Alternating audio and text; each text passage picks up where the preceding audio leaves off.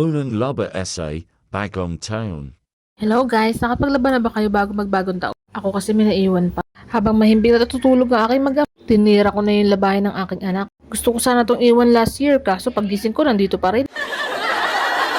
Actually kanina habang nagugusot ako, umuulan na. At pagsapalaran na lang ako sa ulan. Sino nag-aalaw na ako ay tumila na. Oo nga pala, pag damit ng anak ko ay ginugusot ko itong mano-mano. Ginagamitan na ang washing. Kasi mas madumi ang damit ng anak namin kaysa sa amin. Buti na lang ay may dryer. At abot ang extension sa labas. Naglalaba kasi ako sa loob ako ng CR. Ang matagal pang dryer ay kumuha muna ako ng sala. E di lumalamon tayo habang naglalaba.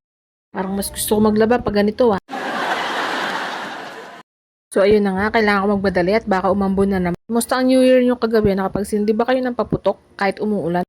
Nakakatuwa kasi may mga fireworks pa rin kagabi kahit umuulan. Paano nila nagawa yun? Wow! Anyways, tapos na ako mag-dry. Kailangan ko na lang ayusin to para matapos na ako at baka magising na ang mag-ama ko at may makulit na naman. Happy New Year! So ayun na nga, kailangan natin tapusin to para pagising ng dalawa ay ako naman na matutulog. Charis, walang ganun, ayusin ko pa ang kalat ng anak ko. Kayo ba guys, naglaba pa kayo last year bago magbagong taon? May pamahiin sa lahat ng unang gagawin ng bagong taon. Maglalaba ako buong taon? Siguro oo, kasi nanay ako. Titigil lang pag tinamad na ako. Haha. Thank you for watching!